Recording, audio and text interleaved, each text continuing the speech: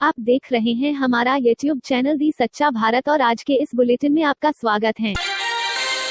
कोटा ग्रामीण पुलिस में तैनात एक एसएचओ पर पशु बलि देने का आरोप लगा है। इस मामले में ट्विटर पर इसकी शिकायत की गई है, जिसके बाद उच्चाधिकारियों के आदेश पर इसकी जांच कोटा ग्रामीण एसपी शरद चौधरी करा रहे हैं। आरोप देवली माझी के एसएचओ भंवर सिंह पर लगा है। एक व्यक्ति तलवार से एक बकरे की गर्दन काटता नजर आ रहा है। काफ़ी उस वीडियो को देखा गया तो 90% समय तक तो उसकी पीठ नज़र आ रही है, फिर वो घूमता है तो साइड फेस नज़र आ रहा है।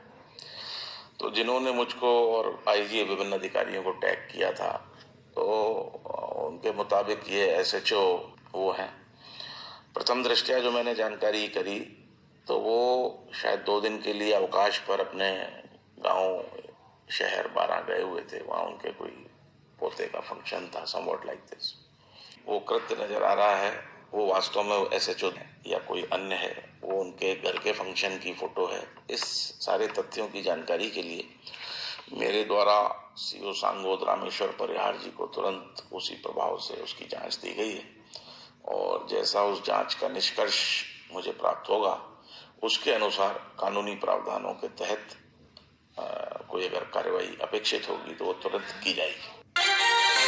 धौलपुर जिले के बाड़ी सदर थाना क्षेत्र के रुंदकापुरा गांव के पास गैंगस्टर यूनिट पर पुरानी रंजिश को लेकर गैंगस्टर यूनिट संचालक मोतीलाल मीणा पर करीब 2.5 माह पहले हुए जानलेवा हमला करने के मामले में फरार चल रहे आरोपियों में से मुख्य आरोपी को पुलिस ने गिरफ्तार कर लिया और वहीं पुलिस ने पकड़े गए आरोपी से वारदात में इस्तेमाल किया गया अवैध देसी कट्टा भी बरामद किया है।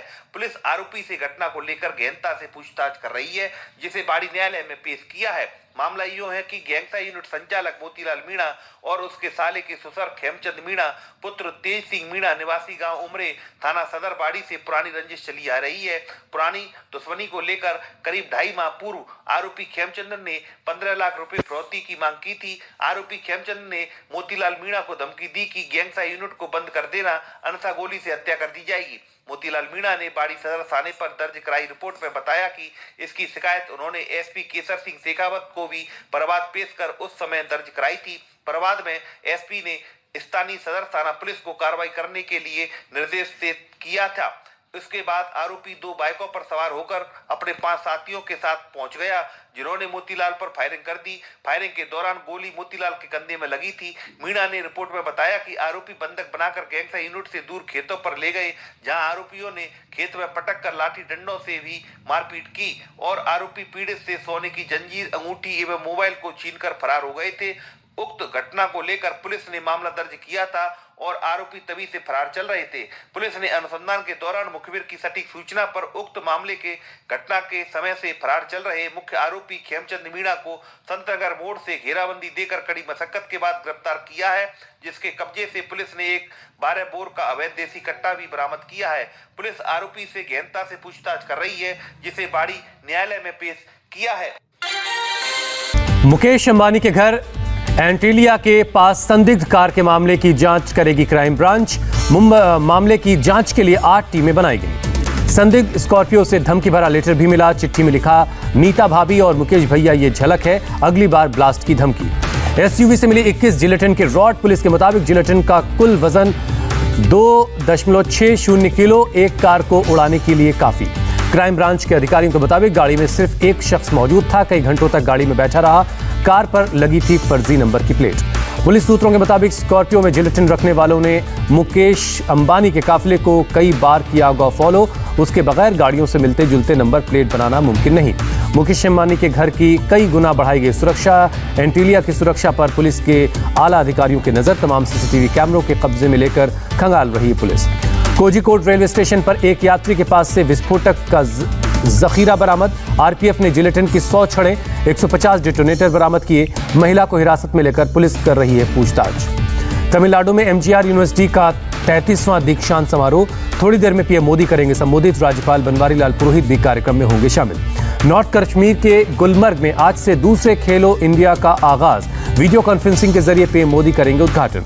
2 मार्च तक चलेगा खेलो इंडिया स्पर्धा। 27 राज्य और केंद्र शासित प्रदेश के खिलाड़ी लेंगे हिस्सा। 27 फरवरी को पीएम मोदी करेंगे इंडिया टॉय फेयर 2021 का उद्घाटन। सुबह 11 बजे से वीडियो कॉन्फ्रेंस के जरिए जुड़ेंगे। बालाकोट एयर स्ट्राइक के 2 साल पूरे। रक्षा मंत्री राजनाथ सिंह ने कहा, बालाकोट हमले की सफलता ने दिखाया आतंक के खिलाफ कदम उठाने की भारत की इच्छा शक्ति को। गृहमंत्री अमित शाह ने भी वायुसेना की वीरता को किया सलाम। पुलवामा हमले का जवाब देकर आतंकवाद के विरुद्ध अपनी नीति फिर से स्पष्ट की थी। बालाकोट एयर स्ट्राइक पर बड़ा खुलासा। सूत्रों के मुताबिक एयरफोर्स चीफ धनोआ ने एनएसए को कोड वर्ड में एयर स्ट्राइक कामयाब रहने की दी थी जानकारी। कहा था बंदर मारा गया। सोशल मीडिया और ओटीटी के लिए सरकार ने जारी की गाइडलाइंस। 3 स्तर पर बनेगा निगरानी का मैकेनिज्म। सोशल मीडिया को 2 कैटेगरी में बांटा गया। ओटीटी को बनानी होगी 3 कैटेगरी, UA7, UA13। दर्शकों की उम्र के हिसाब से कंटेंट दिखाना होगा। 3 महीने में लागू होंगे नए नियम। महिलाओं के खिलाफ पोस्ट पर सख्ती। 24 घंटे के अंदर आपत्तिजनक पोस्ट को हटाना पड़ेगा। चीफ कंप्लेन ऑफिसर की नियुक्ति की जाएगी। सरकार के फैसले पर फेसबुक ने जारी किया बयान। कहा, कंपनी लोगों की अभिव्यक्ति की आजादी और सुरक्षा के लिए प्रतिबद्ध है। एलओसी के मौजूदा हालात पर भारत पाकिस्तान के डीजीएमओ में बातचीत। एलओसी पर सीज फायर लागू। भारत और पाकिस्तान के डीजीएमओ के बीच बनी सहमति। आगे कोई विवाद होने पर हॉटलाइन और बॉर्डर फ्लैग मीटिंग करके सुलझाया जाएगा मामला। विदेश मंत्रालय ने कहा, पाकिस्तान के साथ संबंध सामान्य रखना चाहता है भारत। मुख्य मुद्दे और हमारी पोजीशन नहीं होगी चेंज। अमेरिका ने भारत पाकिस्तान सीजफायर समझौते की तारीफ की। व्हाइट हाउस के प्रवक्ता ने शांति की तरफ बढ़ाया गया कदम बताया। भारत पाकिस्तान के बीच सीजफायर का संयुक्त राष्ट्र ने किया स्वागत। यूएन प्रवक्ता ने सकारात्मक कदम बताया। कहा, दोनों देशों के बीच आगे बातचीत के लिए मौका इससे मिलेगा। श्रीनगर में आतंकियों की नई रणनीति पर सुरक्षा बल चौकस। पिछले 1 हफ्ते में कई जगहों से भारी मात्रा में आईईडी बरामद हुआ। भारत से रिश्ते बहाल करना चाहता है पाकिस्तान। यूएस से लगाई बातचीत शुरू करवाने की गुहार। भारत ने साफ किया, आतंकवाद और बातचीत साथ साथ नहीं हो सकती। ब्रिक्स सम्मेलन में हिस्सा लेने के लिए भी शी जिनपिंग के अभी भारत आने पर फैसला नहीं। इस बार भारत करेगा समिट की मेजबानी। दिल्ली के मुख्यमंत्री और आम आदमी पार्टी के राष्ट्रीय संयोजक अरविंद केजरीवाल पहुंचे सूरत। आज सूरत में करेंगे रोड शो। सीएम केजरीवाल की सुरक्षा कम किए जाने के दावों पर दिल्ली पुलिस का बयान। सिक्योरिटी में कोई बदलाव नहीं किया गया। दिल्ली पुलिस पीआरओ चिन्मय बिस्वाल का दावा, 4 लोगों को हटाकर नए 4 लोगों को उनकी सुरक्षा में लगाया गया। हरियाणा में लव जिहाद पर कानून बनाने की तैयारी। अनिल विज ने कहा, हरियाणा सरकार ने लव जिहाद बिल का ड्राफ्ट तैयार किया। बजट सत्र में विधानसभा में पेश होगा बिल। रॉबर्ट वाड्रा ने जयपुर के मोती डूंगरी गणेश मंदिर में की पूजा अर्चना। मंदिर महंत पंडित कैलाश शर्मा ने करवाई पूजा। पूजा के बाद रॉबर्ट वाड्रा ने सरकार पर बोला हमला। कहा, 15 दिन से लगातार बढ़ रहे डीजल पेट्रोल के दाम, मुश्किल में है लोग। दिल्ली में कांग्रेस का अनूठा प्रदर्शन। प्रेस कॉन्फ्रेंस के दौरान सुप्रिया श्रीनेत और विनीत पूनिया गैस सिलेंडर पर बैठे नजर आए। पेट्रोल डीजल के दाम कम करने पर के सवाल पर बोली वित्त मंत्री निर्मला सीतारमण। कहा, दाम कम करना धर्म संकट। पुडुचेरी में राष्ट्रपति शासन लागू। पूर्व मुख्यमंत्री वी नारायणसामी ने नहीं साबित कर पाए थे अपना बहुमत। शिवसेना ने मोटेरा का नाम बदलकर नरेंद्र मोदी स्टेडियम किए जाने पर बोला हमला। सामना ने पूछा, मोदी ने गांधी, नेहरू और इंदिरा जैसा कौन सा महान काम किया। मोटेरा का नाम बदलने के कदम को सामना ने सरदार पटेल का अपमान बताया। कहा, नाम बदलने वाले ने पीएम का कद छोटा किया। हैदराबाद में बोले आरएसएस प्रमुख मोहन भागवत, भारत से अलग हुए देशों को फिर से एकजुट होने की जरूरत। संकट में है पाकिस्तान। भागवत ने कहा, भारत में चुनौतियों से निपटने की है क्षमता। दुनिया मुश्किलों से पार पाने के लिए हिंदुस्तान की तरफ देखती है। समलैंगिक विवाह पर दिल्ली हाईकोर्ट में केंद्र का हलफनामा दाखिल। कहा, समलैंगिक जोड़े का साथ रहना भारतीय परिवार नहीं मान सकते। आज बंगाल जाएंगे रक्षा मंत्री राजनाथ सिंह। बालूर घाट में रैली को करेंगे संबोधित। बंगाल के चुनावी घमासान में यूपी के सीएम योगी आदित्यनाथ भी कूदेंगे। 2 मार्च को योगी मालदा में करेंगे रैली। पश्चिम बंगाल के सोनारपुर में आज परिवर्तन यात्रा में शामिल होंगी केंद्रीय मंत्री स्मृति ईरानी। रोड शो और चुनावी सभा को संबोधित करेंगी। ममता के भतीजे अभिषेक बनर्जी ने सोनार बांग्ला अभियान पर साधा निशाना। कहा, जय बांग्ला कहने पर हमें क्यों बांग्लादेशी बोला गया। पश्चिम बंगाल के आसनसोल में सीआरपीएफ ने किया फ्लैग मार्च। आने वाले विधानसभा चुनाव को देखते हुए एक्शन में हैं जवान। बीजेपी में शामिल हुए मेट्रोमैन ई श्रीधरन। केंद्रीय मंत्री आरके सिंह की मौजूदगी मिली पार्टी की सदस्यता। नए कृषि कानूनों के विरोध में आज किसान कांग्रेस कृषि मंत्रालय का करेगा घेराव।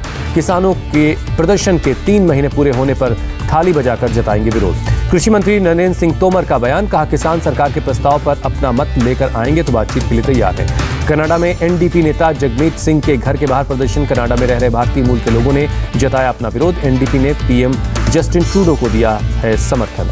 ब्रिटेन की अदालत का बड़ा फैसला, भारत ला जाएगा भगोड़ा नीरव मोदी।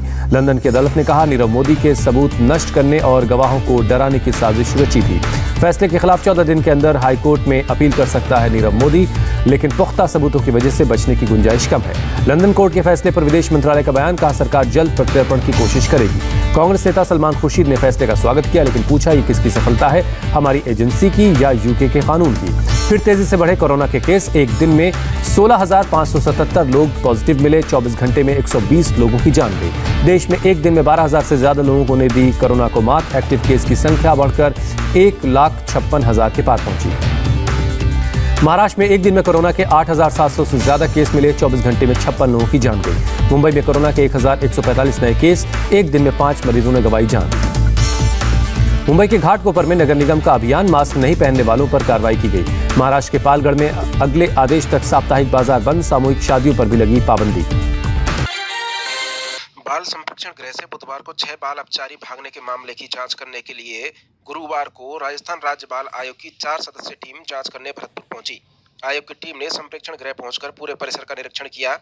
प्रारंभिक स्तर पर जांच में सामने आया कि सुबह के समय जिस समय बिजली गुल हुई थी उसी समय सीसीटीवी कैमरे बंद हो गए और बाल अपचारी लोहे का जाल तोड़कर भाग गए। बाल आयोग के संज्ञान में भी ये मामला आया है कि बाल संप्रेक्षण गृह से बच्चे निकले हैं, 6 बच्चे, और उसके लिए अध्यक्ष महोदय के निर्देशानुसार एक कमेटी का गठन भी किया गया है, जिसके अनुरूप हम लोग यहाँ पर आए हैं।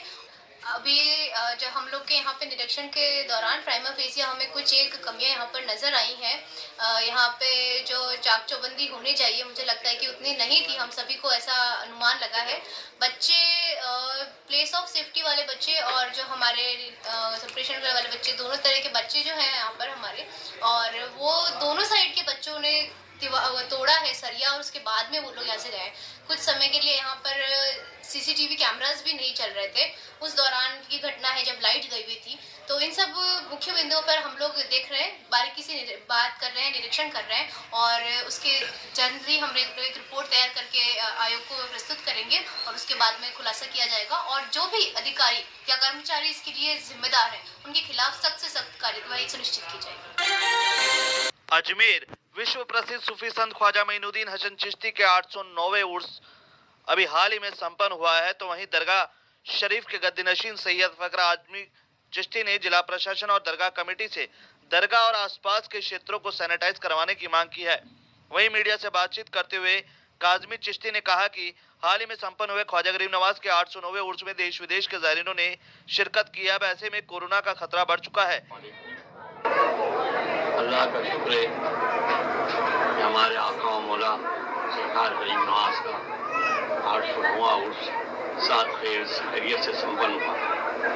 अल्लाह ने अपने महबूब के उर्स को जिस शानदार तरीके से मनवाया, लाखों ज़ायरीन आए और सात खैरियत से अपने वतन गए। अब चूँकि पूरी दुनिया में इस वक्त कोरोना वायरस वापस से फैल रहा है, जैसे हमारे महाराष्ट्र और केरला में और दिल्ली में इसका असर पड़ रहा है। हम जिला प्रशासन से और दरगाह कमेटी से ये कहना चाहेंगे कि बाढ़ आने से पहले पाल बांधी जाए, तो शहर में खासकर दरगाह एरिया के अंदर तो सैनिटाइज कराया जाए और दरगाह के अंदर भी सैनिटाइज कराया जाए, और लोगों को आह्वान करें कि वो अपना हाथ जो है सैनिटाइज से धोएं और मुंह पर स्कार्फ बांधें, मास्क बांधें और इधर उधर हाथ ना लगाएं, रेलिंग वगैरह पे हाथ ना लगाएं। मैं पुरजोर तरीके से जिला प्रशासन से आपके माध्यम से मांग करता हूँ कि इस पर गौर करें, कहीं ऐसा ना हो कि बाद में पछताना पड़े। और तमाम ज़ायरीन साथ खैरियत से अपने घरों पर गए, इसके लिए मैं भी दुआ करता हूँ। मैं गद्दीनशीन सैयद फखर आजमी चिश्ती कि हमारे मुल्क अमन और शांति बनी रहे। इसलिए हम भी सभी सतर्क रहते हुए कोरोना को फिर से देश में पैर पसारने से रोकना होगा। उन्होंने मीडिया के माध्यम से जिला प्रशासन और दरगाह कमेटी से गुजारिश की है कि दरगाह और आसपास के क्षेत्रों को सैनिटाइज करवाया जाए। इसके साथ ही उन्होंने उर्स में आने वाले ज़ायरीनों से भी गुजारिश की है कि वह सभी सावधान और सतर्क रहे, कोरोना गाइडलाइन का पालन करते हुए अपने हाथों को बार बार धोते हुए मास्क का उपयोग करें। इसके अलावा सोशल डिस्टेंसिंग की पालना भी करें। उनका कहना है कि सभी खुशी या गम के मौके पर भी सोशल डिस्टेंसिंग के नियमों की पालना करना बेहद जरूरी है, तभी कोरोना को हराया जा सकता है। और ऐसे ही नए अपडेट पाने के लिए द सच्चा भारत चैनल को सब्सक्राइब कीजिए। धन्यवाद।